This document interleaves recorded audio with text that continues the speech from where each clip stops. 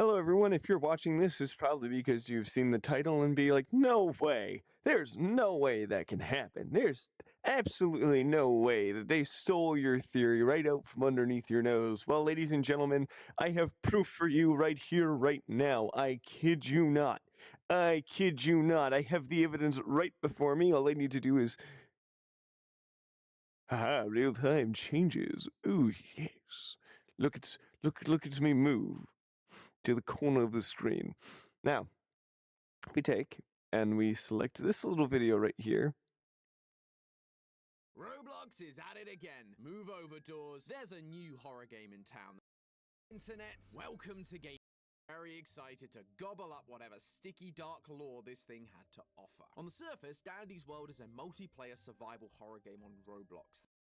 So, step into the. And I'm sorry. Because I'm sorry. of what's really going on in Dandy's World and its smiling rainbow flower mascots. The history of the Garden View Center actually starts with this note that you can find if you don't die to the various twisteds chasing you around the various floors. It's an application for a business loan dated 1984. From this, we can see that the Garden View Center is the brainchild of two young visionaries, Henry Stein and Joey Drew. Wait, no, I meant Delilah Keene and Arthur Walton. Although the connections between these two and Bendy definitely keep going. Thanks to a note sketch.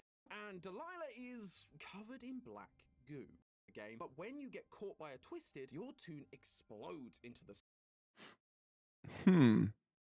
Kind of. I don't know why. Is it? Why are we even collecting it in the first place? I mean, should I possibly last? That's right. I'm back with another theory video, and this one I'm surprised could be. Where do we start putting pen to paper when it comes to the concept of what ichor is and why it is used? So, first we need to ask, what is the likely options for what ichor is? I mean, is it fuel? It does come from machines. Could it be used as food? I mean, I doubt anyone would want to eat an ink-like substance, just saying. Well, is it used to make the tunes? What about, it being the blood of tunes or the life essence of the tunes? When you get caught by a twisted, your toon explodes into the.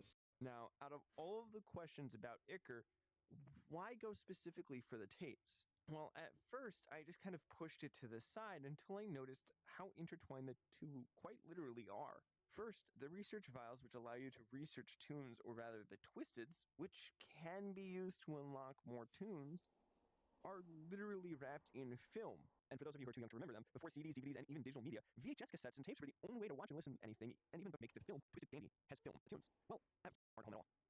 Well, maybe the crew had tried to rush to conserve the untainted tapes as a sort of cure or a reversal for the tainted ichor. And on their way deeper into the facility, they got attacked on each step of the way. We do take a cargo elevator with what looks like a repurposed main clones to different floors. We're draining the reserve or buildup of focused on retrieving them. Maybe a part of it is vanity, but I think the main focus is corruption at this point. So, and why Dandy is so focused on retrieving tapes. Hence, why I'm just gonna constant supply laying around, and why Dandy is so focused on retrieving them. Maybe a part of it is vanity, but now I would recommend going over and watching Game Theory's video as well as my own, just because this is monumental on its own right. But they mentioned quite a few things, and all I'm gonna say is. Stuff. It's almost like the Roblox PG safe version of blood, and the name certainly lends itself to that. 2 weeks ago versus just a made-up word. It comes from what is very quickly 3 my months. favorite thing to talk about on this channel. Say it with me now. Greek mythology. I wonder if gods had a mysterious tunes. Oh no, my friends, there is a lot more going on here. Because ichor is also this game's form of currency. We collect more and more of this stuff as we descend further into the levels of the Garden View Center. But what do we use this precious ichor to purchase? More tunes to play as from Dandy's shop. Almost as if Sounds familiar, doesn't it? Isn't just the blood that's coursing through them, but it's actually what is used to make the tunes. And given the notes and photos we found from earlier, while Arthur was the one who originally designed the tunes, it was Delilah who brought them to life using the ichor. I guess it really is just the ink machine after all.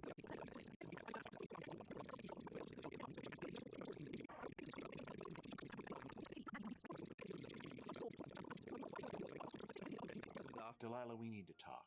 I know you've kept reassuring me that what had happened wasn't due to anything you had done. You had to have known this could happen to him. If you did, why didn't you tell anyone?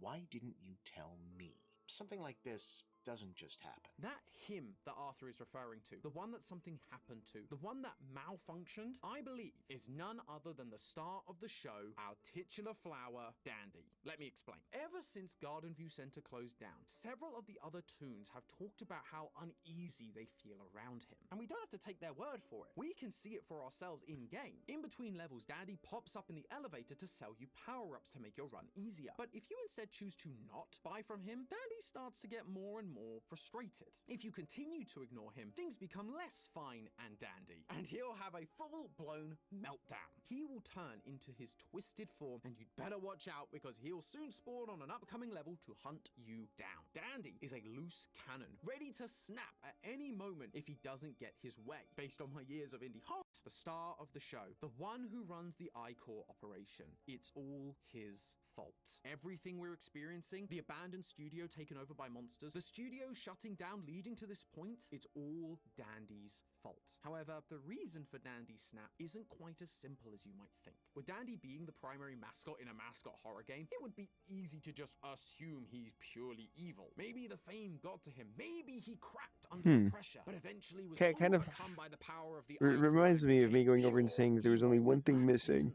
The case. There's a little bit of audio storytelling that you might have missed while playing through the game yourself. When Twisted Dandy chases you in-game, a song plays that you've no doubt heard before, but probably never knew the name of.